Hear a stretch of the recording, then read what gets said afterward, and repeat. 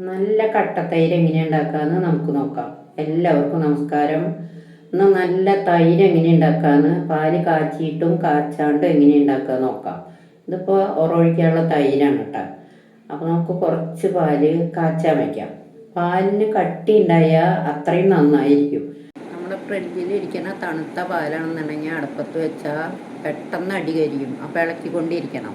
ഇനി നമുക്ക് ഹോട്ടലിൽ നിന്ന് കിട്ടുന്ന കട്ട തൈര് ഉണ്ടാവില്ലേ, അതെങ്ങനെയാണ് ഉണ്ടാക്കാൻ നോക്കാം. ഇതിപ്പോൾ പച്ചപ്പാലാണ്. ഇതൊരു പാത്രം നിറച്ച് പാലൊഴിച്ച് വയ്ക്കുക. അതിലൊരു സ്പൂൺ കട്ട തൈര് ഒഴിച്ച് വയ്ക്കുക. എന്നിട്ട് നേരം വെളുക്കുമ്പോൾ നമുക്ക് എടുത്ത് നോക്കാം. പാല് കാച്ചി കഴിഞ്ഞു. ഇനി അതൊന്ന് തണുക്കണം.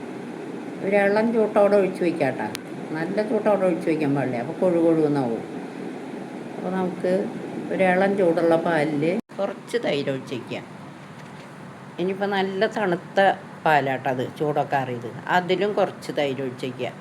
ഇപ്പോൾ ഹോട്ടലിലത്തെ പോലെ പച്ചപ്പാലിൽ ഇത്, പിന്നെ ഇളം ചൂടുള്ള പാലിൽ, പിന്നെ നല്ല തണുത്ത പാലിൽ, പിന്നെ തീരെ കട്ടിയില്ലാത്ത പാലിൽ. ഈ നേരം വെളുക്കുമ്പോൾ നമുക്ക് നോക്കാം. ഇപ്പോൾ കുറച്ച് പാൽ ഇൻഡക്ഷൻ കുക്കറുമ്പോൾ തിളപ്പിക്കാൻ വെച്ചതാട്ടാ. അത് കപ്പിലൊഴിച്ചിട്ട് നമുക്ക് ആറ്റി വയ്ക്കാം. പാട കെട്ടാണ്ട് എങ്ങനെയാണ് പാൽ വയ്ക്കുക എന്നുള്ളത് കാണിച്ചു തരാം. ഒരു കപ്പിലൊഴിക്കുക. ഇതുപോലെ വക്കുള്ള കപ്പ് 2 കപ്പുകളിൽ ഇട്ട് ആറ്റാൻ പാടില്ല. അപ്പോൾ ഈ ചായ പാലണഞ്ഞ് നിലത്തേക്ക് പോകും. ഒരു പാത്രം ഇതിൽ വക്കുള്ളതാണ്. അതിലാറ്റുമ്പോൾ നമുക്ക് നല്ല പതഞ്ഞ് കിട്ടും. കണ്ടോ? അങ്ങനെ 2-3 ആറ്റാറ്റി അവിടെ വെച്ച് കഴിഞ്ഞാൽ പാലിൽ പാട കെട്ടില്ല. എന്നിട്ടൊന്ന് മൂടി വയ്ക്കുക. അല്ലെങ്കിൽ തിളച്ച പാല് മൂടി വെച്ചാൽ മതി. ആവി വെള്ളം വീണിട്ട് പാട കെട്ടില്ല. കണ്ട, ഈ കപ്പിൻ്റെ ഒരു ഭാഗം നല്ല മൂർച്ചയുള്ളതാണ്. നമ്മുടെ സ്റ്റീൽ ഗ്ലാസ്സും അതേപോലെയാണ്. ഇതിൽ 2 ആറ്റാണെങ്കിൽ തീരെ പൂവില്ല. പാല് ചായ ആണെങ്കിൽ, അതിലാണെങ്കിൽ പൂവും.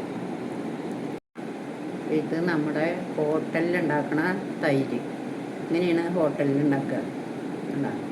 നല്ല കട്ട തൈരാണ്. ഇനിയിപ്പോൾ ഇതിൽ ചിലപ്പോൾ വെള്ളം തെളിഞ്ഞ് നിൽക്കും. അത് നമ്മളൊന്ന് തെളി ഊറ്റിക്കളയുക. അങ്ങനെ വെള്ളം ഉണ്ടെങ്കിൽ ഇതേപോലെ ഊറ്റിക്കളഞ്ഞാൽ മതി. അപ്പോൾ ഒന്നും കൂടി കട്ട തൈരാവും. ഇതാണ് പച്ചപ്പാലിലുണ്ടാക്കണ കട്ട തൈര്. ഇങ്ങനെയാണ് നമുക്ക് ഹോട്ടലിൽ തരിക. അവർ കാച്ചിയിട്ടൊന്നും തരില്ല.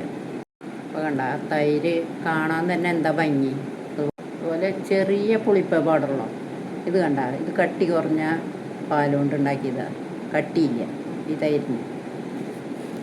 ഇത് ഇളം ചൂട്ടോടെ ഉണ്ടാക്കിയ തൈരാണ് കേട്ടോ. ഇളം ചൂടുള്ള പാലൊഴിച്ചത്, അതും നല്ല കട്ടിയാണ്. ഇനി കട്ട തൈരാണ്. വെള്ളത്തിൻ്റെ അംശം ഉണ്ടെങ്കിൽ അതിങ്ങനെ ആക്കിയിട്ട് ആ വെള്ളം നമുക്ക് എടുത്ത് കളയാം. തെളി മാറ്റി എടുക്കാം. അപ്പോൾ നല്ല കട്ട തൈരായി തീരും. ഇത് നമ്മൾ പാല് കാച്ചി തണുത്ത പാലിലൊഴിച്ചതാണ്. ഇതിൻ്റെ കട്ട, ഇതിൻ്റെ കട്ടയും കട്ടത്തൈരും തന്നെയല്ല, ഇതിനൊക്കെ ഭയങ്കര ടേസ്റ്റി ആയിരിക്കും. എന്നുവെച്ചാൽ ഈ പാല് കാച്ചിട്ടല്ല ഒഴിക്കുന്നത്. അപ്പോൾ ഒരു പ്രത്യേക മണമാണ് ഇതിന്. നല്ല ടേസ്റ്റുണ്ട്. അധികം പുളിയില്ലാണ്ട് ഇത് ചോറിനൊക്കെ തന്നെ മതി, ചോറിനായിട്ട്. ഇങ്ങനെയാണ് തൈരുണ്ടാക്കുക.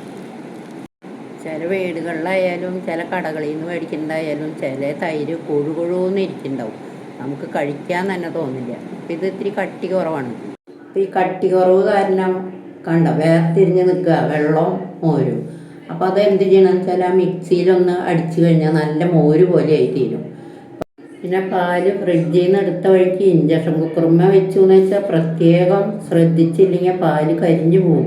കുടിക്കാനും പറ്റില്ല, തൈരിലൊഴിക്കാനും പറ്റില്ല, പൊട്ട മണമായി.